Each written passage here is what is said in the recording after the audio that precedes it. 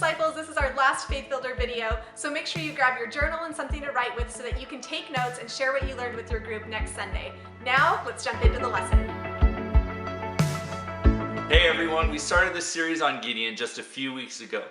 And it started with Gideon, just a person that the Lord came and spoke to. In fact, an angel of the Lord came to Gideon face to face and said, "You mighty man of valor, the Lord has called you to save his people." He was called to save the nation of Israel from the Midianites. And Gideon's response was what I think a lot of our responses would be. Wait, God, are you sure you called me? I can think of maybe 20 other people that are more qualified than I am. In fact, Gideon even said, I'm the weakest of my family. My family's the weakest in our neighborhood. We have the smallest house. We have the worst car. We have no money. Are you sure you didn't want someone else to do this? And Gideon started to think about all the reasons, all the excuses why he couldn't be what God was calling him to be. Why he couldn't do what God was calling him to do. And a lot of that was because he was listening to the people around him. He was listening to teachers, to parents, to brothers, sisters, friends. People that maybe had told him, you're not going to amount to anything. You're not smart enough. You're not athletic enough. You're not cool enough.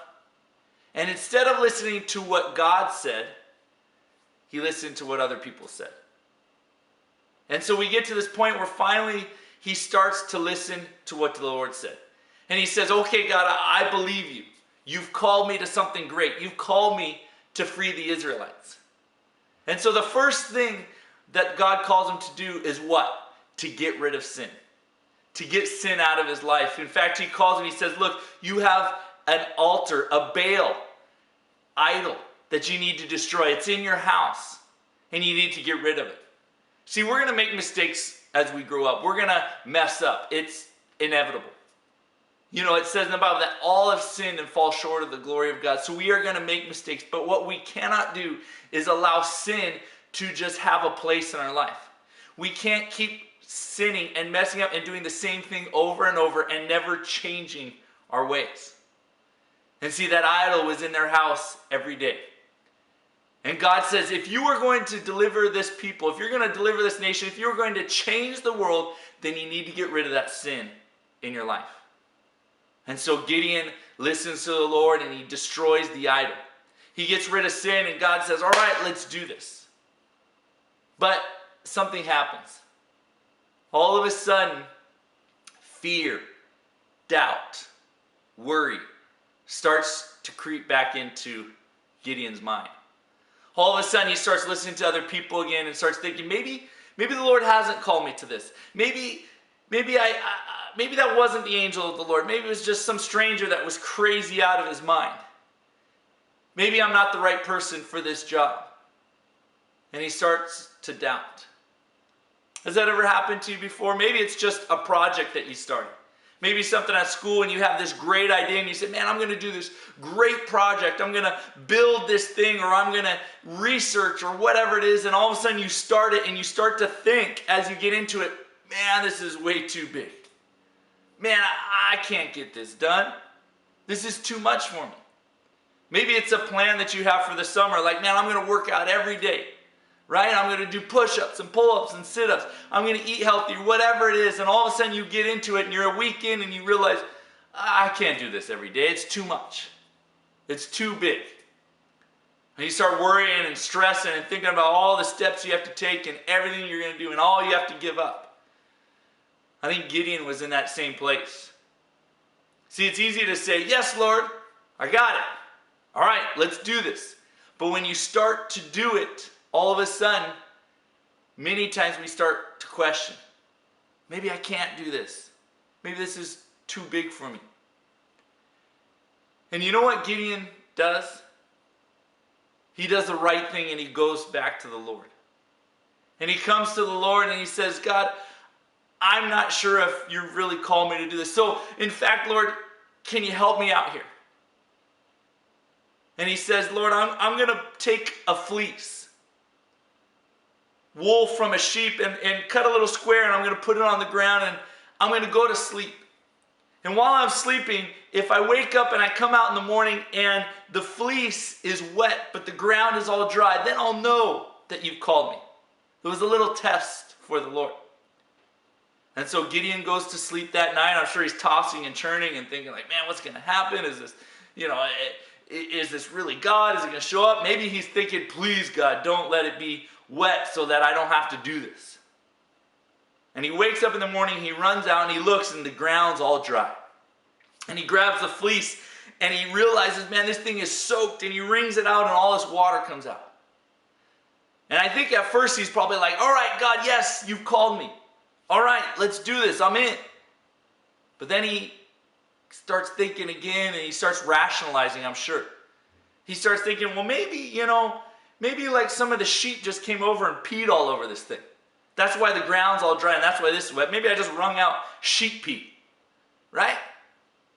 And so he comes to the Lord again and he says, God, don't be angry with me. Don't be upset, but just one more test. And he says, I'm going to get a new piece of fleece and I'm going to lay it out. And how about this time, Lord, if the ground's all wet and the fleece is dry, then I'll know for sure that you've called me. And so he goes to bed, wakes up the next morning, he runs out, and what do you think happens? He sees that the ground's all wet and he walks over to the fleece and it's completely dry. He's got no more excuses. He knows that the Lord has called him. Many times we've talked about, I just said that we'll start to doubt, we'll start to fear, we'll start to think, man, maybe this isn't the Lord. As you grow up and the Lord calls you to great things, there will be times when you say, God, maybe this is too big for me. This is too much. I'm in over my head. I can't do this. We start to listen to other people and we think, just like Gideon did, maybe someone else should do this. But you know what the Lord wants us to do? He wants us to come to him. See, Gideon didn't go to his friends and say, what do you guys think? Do you think the Lord's called me to this? He didn't even go to his parents and say, Mom, Dad, do you think this is something I should do? He didn't take a poll of everybody and say, hey guys, do you think I'm a leader? Do you think we could go beat the Midianites? No, he didn't do any of that. He went to the Lord. And sometimes I think we don't go to the Lord right away because we're scared that he'll be mad if we question. We're scared and we think, no, I've got to have everything perfect in my life. I've got to say the right exact thing to him. But that's not how it works. The Lord just wants us to come to him and be honest. And say, God, this seems so big. God, I'm stressed out. God, I'm worried. Lord, I don't know if this is right or not. That's what Gideon did. And you know what the Lord did? He answered him. He showed him and said, no, I've called you. I'll prove it to you. I'll show you. I'll make it easy for you so you can see. See, anytime we question or we worry or we have fear, we need to come to the Lord. And share with him our worries. Share with him our fears. Tell him, God, I don't know if I could do this. And he'll reassure us. He'll be honest with us. And he'll prove to us, no, I've called you. You can do this. You're the one that's right for the job. Next week we're going to talk about what Gideon does, how the Lord directs him, shows him what to do, and how he defeats this amazing Midianite army. It's a great story, and I can't wait to share with you next week about it. We love you guys, and we can't wait to see you soon.